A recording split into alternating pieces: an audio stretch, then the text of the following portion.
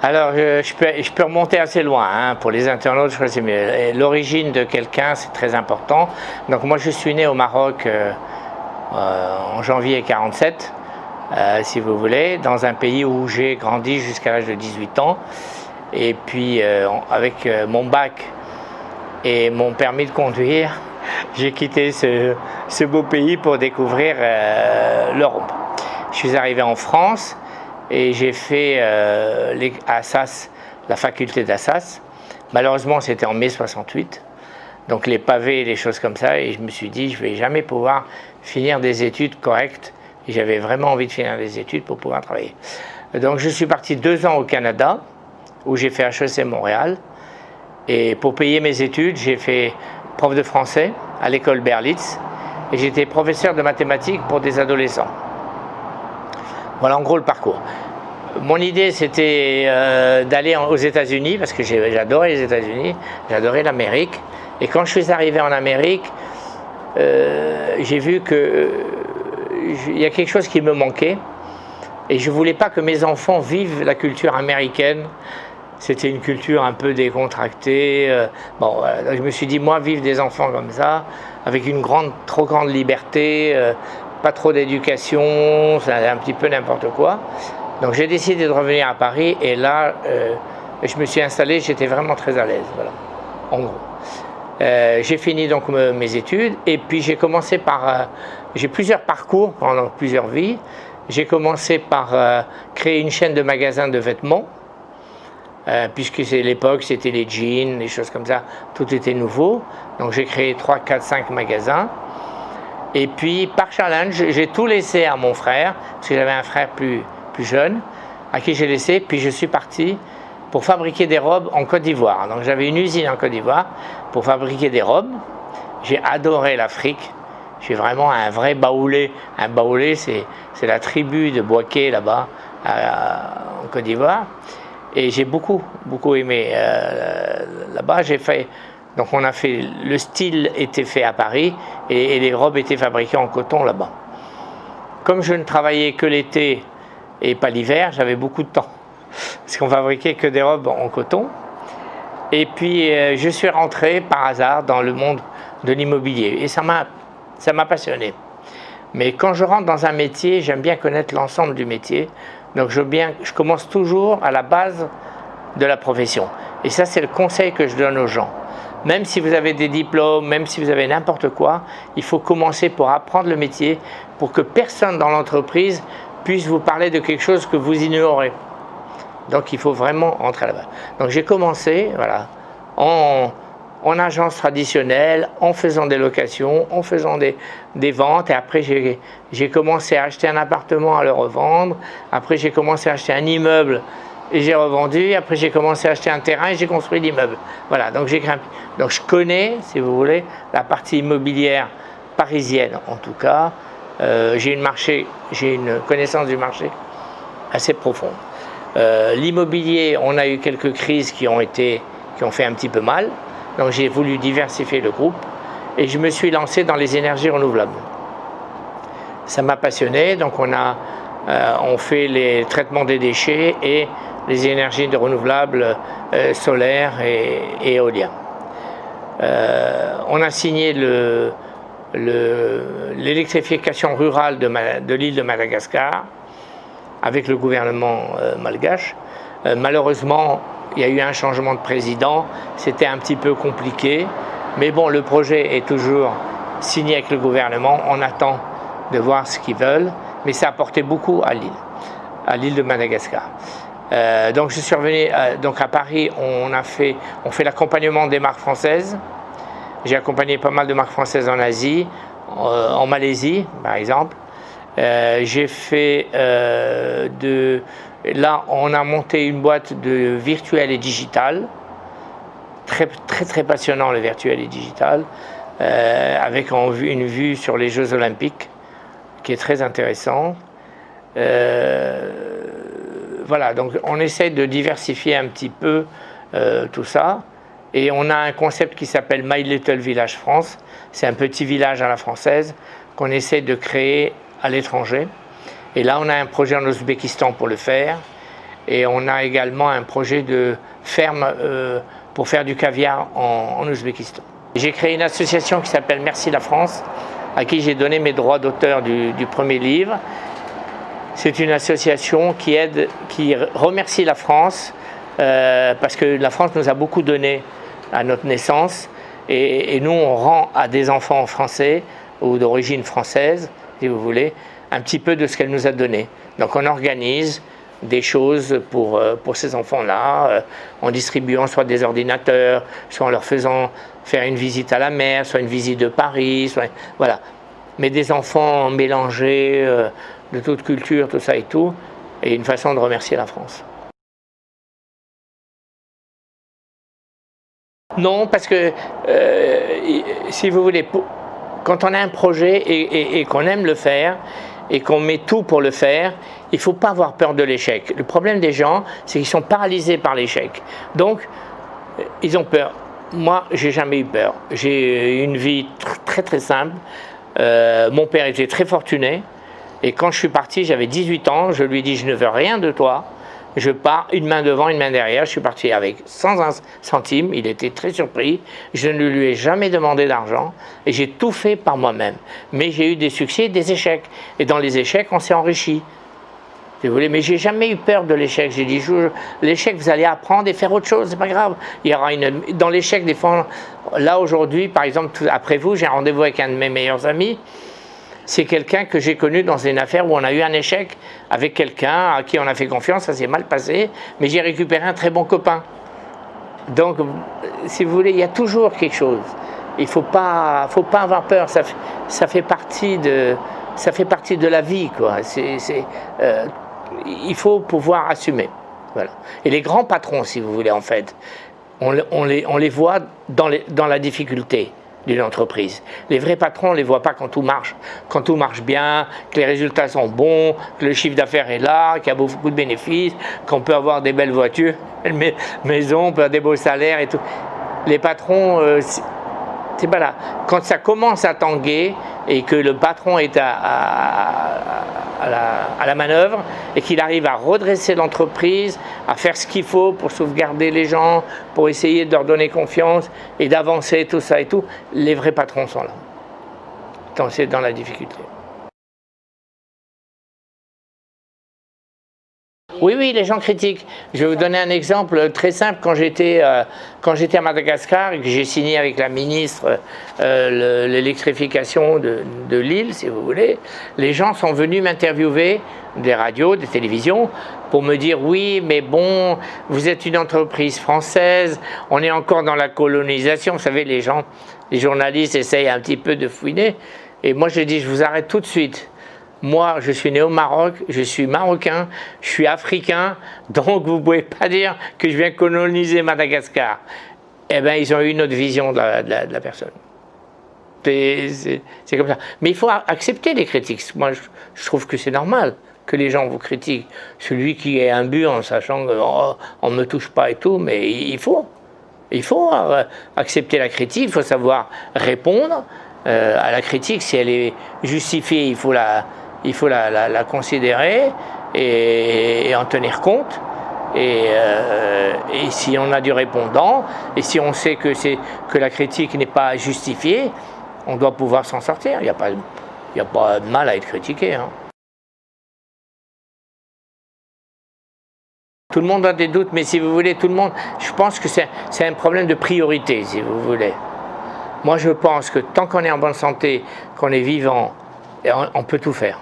Je veux dire, par là, on peut être jeté sur une île en trouvant une idée. Moi, je trouverais une idée pour aller faire des choses. Vous savez, quand j'étais étudiant, j'avais pas d'argent. Alors, j'avais trouvé un jardin, dans un magasin, je crois que Montsaufleur, je pense. Ils vendaient des grands bouquets de muguet avec plusieurs branches. Ben, j'avais acheté 10 francs tout le bouquet. Et puis j'avais fait un petit bouquet par clochette, j'avais fait un petit bouquet. Ben, j'ai revendu le bouquet, le prix de l'ensemble. Ben, comme j'avais un petit peu de bagou, les gens achetaient facilement et j'arrivais à ramasser une somme d'argent intéressante. Bon, voilà, c'est des petites choses comme ça qui font qu'on peut toujours s'en sortir. Et moi je vois des gens, des jeunes, j'aime les jeunes qui viennent, qui ont des idées, des choses comme ça. Je les freine jamais, je dis allez-y, vous y croyez, faut y aller, ça fait partie des choses et tout. Et on est confronté à ça. Et puis il y a aussi les rencontres, la chance de chacun, ça y fait. Mais je pense que tant qu'on est debout et qu'on peut il faut y aller, quoi, c'est tout. Il n'y a rien de pire que d'être mal, ou un proche qui est mal, ou quelque chose comme ça. Mais il faut savoir garder les distances aussi, relativiser par rapport au problème. Avec le lien avec le Maroc, pour des raisons de fidélité, dirons-nous. Mes parents étaient français, tous mes frères et sœurs sont français, et moi j'ai gardé la nationalité marocaine. J'aurais pu être canadien par mon immigration, j'ai pas voulu, j'ai refusé. J'aurais pu être suédois par mon mariage et mes enfants, je n'ai pas voulu. J'aurais pu être hollandais, je n'ai pas voulu. J'aurais pu être français alors que j'adore la France et je me sens vraiment français quand il faut et je défends la France vraiment à fond. Mais j'ai gardé mon passeport marocain uniquement par fidélité parce que le roi Mohamed V, qui est le grand-père de l'actuel roi, n'a pas voulu livrer les Juifs à l'Allemagne. Il a dit les Juifs sont mes citoyens, vous n'y touchez pas. Et j'ai trouvé que c'était un très très beau geste. Et c'est quelqu'un que j'ai rencontré complètement par hasard. J'étais dans un magasin de jouets, je devais avoir 6-7 ans. Mon médecin qui était déjà un adulte. Et dans ce magasin, il était rentré par hasard acheter des jouets pour le Palais Royal. Donc il a choisi des jouets et il me voit comme ça dans un coin et il dit au propriétaire du magasin « Laissez ce petit garçon choisir le jouet qu'il veut ». Et c'est là que j'ai eu mon premier cadeau de Noël par le roi. Et donc ça m'a beaucoup touché. Donc j'ai gardé ça. Et moi je fais la même chose quand je suis à l'étranger. Je repère les enfants, les choses comme ça, je regarde et j'aime bien choisir, j'aime bien poser des questions, qu'est-ce que tu voudrais avoir, tout ça et tout. Et dans la mesure du possible, j'essaie de satisfaire. C'est un grand bonheur. Je trouve que c'est un plus grand bonheur de donner que de recevoir. Recevoir, bon, c'est pas important. Mais donner, c'est vraiment un bonheur extraordinaire. Je suis loyal envers le Maroc, oui. Oui. Mais je défends ce que j'aime, je le défends très fort. Je ne laisse jamais dire du mal de quelqu'un. On connaît tout le monde, tous les pays ont des défauts et je suis royal. Vraiment loyal. À la France, c'est la même chose, je ne tolérerai jamais. La France, elle nous a donné beaucoup, elle m'a donné beaucoup. On est accueillis ici, on est invités, voilà, je dis aux gens, et on ne peut pas oublier. Et les gens, ils vous disent, la nationalité française, c'est quoi? Les gens, ils vous disent, la nationalité française, ah ben j'aime la France, j'ai le passeport français. Je dis non, la nationalité française, vous savez ce que c'est? C'est pouvoir mourir pour la France. Moi, je ne suis pas français de nationalité, mais si demain il y a un problème, je suis prêt à donner ma vie pour défendre la France. Et c'est ça, être français, en fait. Mais je ferai la même chose pour le Maroc, puisque j'aime le Maroc, vous voyez ce que je veux dire. Il y a des pays comme ça qui m'ont marqué, pour lesquels je suis prêt à donner ma vie, parce que je trouve que c'est le vrai sens de la nationalité. Donc on ne peut pas toucher ces pays-là. Je suis allergique au racisme, je suis allergique à tous ces maux de société, et je passe mon temps à défendre, même intracommunautaire, même entre des gens. Je ne suis jamais partisan, je lutte en permanence contre ça. Et dans mon livre, j'ai écrit la comparaison et le début de l'intolérance. Moi, je crois que ma plus grande qualité, c'est l'écoute. Ça a été l'écoute, moi. Vraiment, j'ai toujours écouté les gens. Alors, j'aime pas les gourous, j'aime pas les gens qui donnent des leçons, et moi-même, je donne pas de leçons. Mais j'aime bien écouter. J'aime bien écouter les gens, et je suis très passionné par la nature humaine. Je me souviens de quand je voyageais en Israël, par exemple, j'adorais aller dans les parcs publics, et je repérais des personnes âgées, vous savez. Je m'asseyais à côté d'eux, Et puis je commençais à les questionner un petit peu. Et ils me racontaient leur vie. Et pour moi, c'était un roman. Chaque être humain est un roman. C'est un roman. Et je faisais la même chose en Suède, alors que je ne parlais pas la langue. Les gens étaient persuadés que je parlais la langue, mais j'ai baragouiné un peu. Mais on apprend de ces... Pour moi, les êtres humains, les personnes âgées, ce sont des bibliothèques. Donc quand ils vous racontent leur histoire, vous enrichissez de tout. C'est extraordinaire. Et de voir le parcours des gens, c'est magnifique. Alors, le défaut, je suis, comment dirais-je, je suis assez sensible aux choses. Donc j'aime pas trop, quand ça me déplaît, je me referme complètement. Et je devrais être un peu plus souple, mais sur des grandes valeurs, j'ai du mal. Donc, j'ai un peu susceptible, un peu, mais ça vient du caractère aussi. Hein. Mais quand j'étais petit, j'étais un petit peu boudeur. Quand ça se passait pas comme je voulais, je boudais, et ça durait longtemps. Mais bon, c'est important de le savoir, quoi. C'est tout. Mais le reste, bon, des défauts comme tout le monde. Moi, j'aime la culture française dans son ensemble. J'aime la langue française. J'aime l'éducation française. Voilà, tout ça fait que la France et le pays est magnifique. Le pays est magnifique. Alors il y a des injustices sociales, il faut pas le nier. Il y a des différences, mais si vous voulez, les gens ont trop tendance à mettre ça sur le dos du pays. Les problèmes, ils viennent aussi de nous-mêmes. Il ne faut pas attendre trop.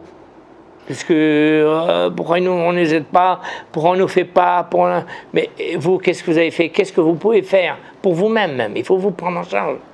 Je pense qu'il y a millions de façons de se prendre en charge. Pas tout le temps être à la France.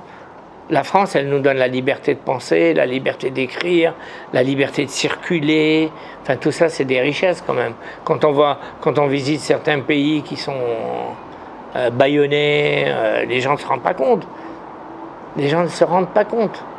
Les gens, allez visiter la France et tout, vous allez voir, vous allez avoir des expériences extraordinaires dans des petits villages avec des gens magnifiques. La montagne est belle, comme disait Jean Ferrat, la nature est magnifique, les paysages sont divers, les caractères sont différents, les gens sont différents, mais il faut les aimer comme ils sont. Il ne faut pas aimer un Breton comme on aime quelqu'un du Sud. Le Sud, il faut le prendre comme il est, avec son accent, son charme, ses défauts et tout. Mais la richesse de la France est extraordinaire, son histoire est extraordinaire.